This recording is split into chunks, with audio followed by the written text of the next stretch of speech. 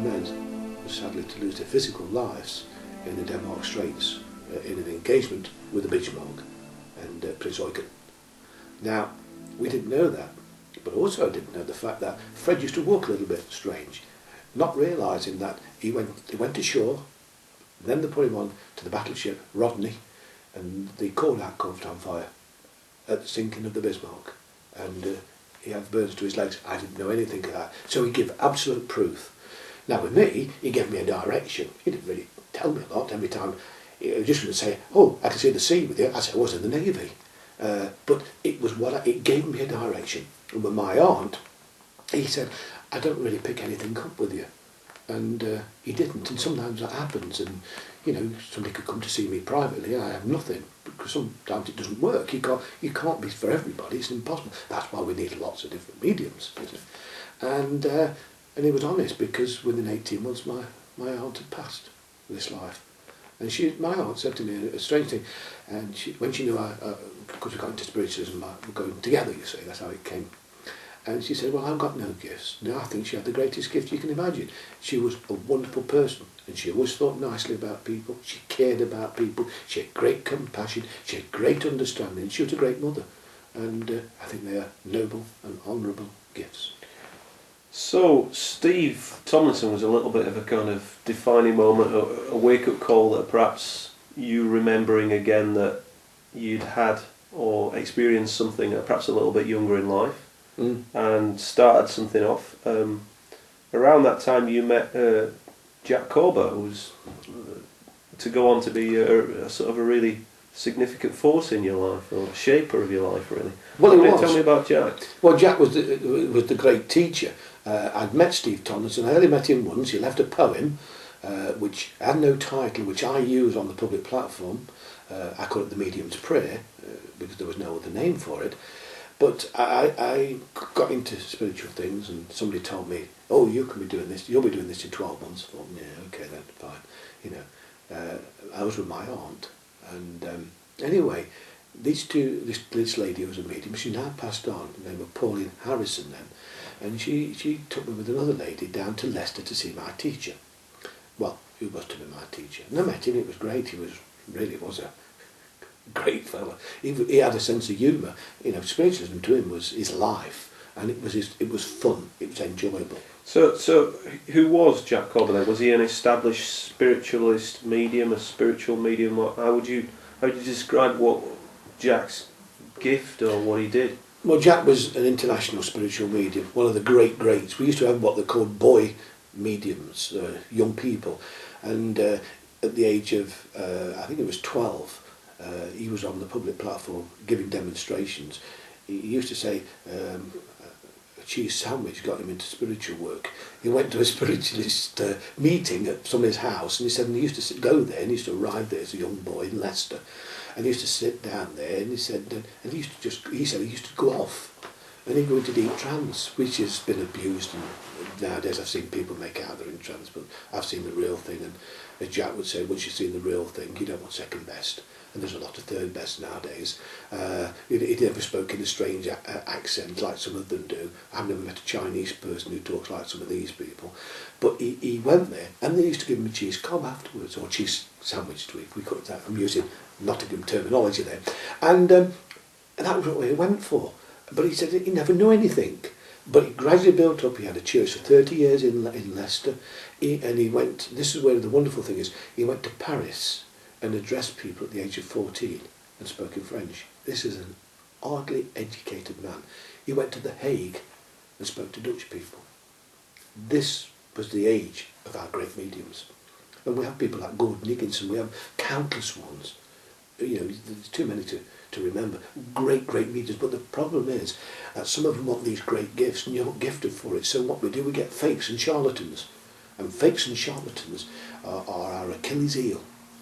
And there are people around who are not really in touch, but want to be in touch.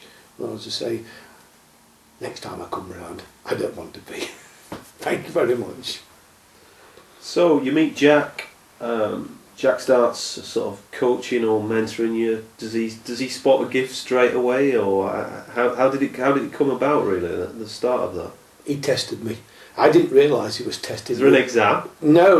It was. It wasn't in a way. He in a way, he tested me to see whether I would have any endurance, whether I would. Some people come, as he used to say, they're like beautiful flowers that come too early in spring. The first frost comes and gets them, and they've gone. He said, will you be able to stand the pace? Will you be able to continue? And it went on for quite a while, and I had a couple of meetings. They have circles. So how old are you at this point? About 35. Right. Yeah, about 35.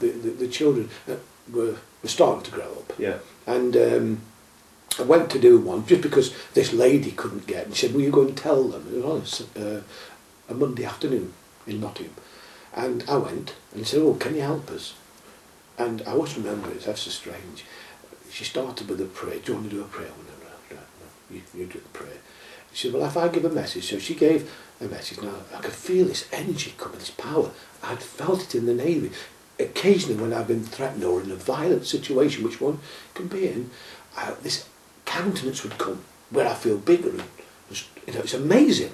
It's a wonderful thing. Does that feel like adrenaline or...? No, it feels like I've become another person of which I am, and this is my great spiritual guide and teacher, inspirer and friend, who's been with me since before I entered into this life, and he's always there, so he's we often call him the doorkeeper, but I'd rather call him my friend, and he's always about, and I've been aware of him, but didn't know why. And is this... Is this, I suppose, a real entity, or is it your alter ego, or what is this spirit guide? Yeah, he's a real person who's lived in this life many thousands of years ago. I think what a lot of people don't realise it. To be a spiritual guide, you see some of the atrocities, some of the things that happen in life, and also to know that they're a little bit further down the line than us.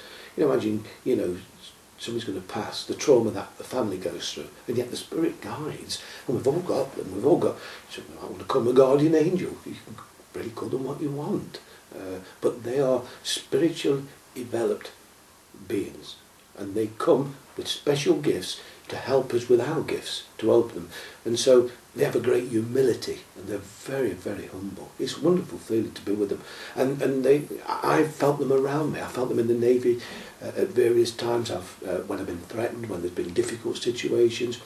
Sometimes people may be closer to them if they're in illness or things. And we always say that when you leave this world and take that very, very short step into the eternal realms of peace and harmony, in that moment there are these celestial lights, these great spiritual entities, they'll be there with us, and they're always with us. They don't walk around with us because they're in contact with us through thought. So you don't have what we'd call a sort of a regular conversation. This sort of more floats in and out. What's the nature of that? Well, they've got their own world of your relationship, I suppose. Yeah, well, they have their own world to live in, and they have their own things to do. But of course, thought is faster than sound and light. So in a moment, the thought connection is there. It doesn't stand behind the back of this chair all the time. I'm sure he'll be around watching the situation, and often inspire me with ideas, which amazes me where I get the ideas from. Philosophical thoughts. It could be with me at certain times. There's been certain situations where he's been around, and I've been well aware of him. I had a situation where somebody over in, shall we say, North America, was contacting me and said, what you should do, you should tell these guys that you want this to happen and you should want this to do. I never ask for anything for myself. My gift is not for me, my gift is for other people. People say, I've got a wonderful gift. Well, it is not my gift, it's a divine gift. And it's for the benefit of other people, not for the benefit of yourself.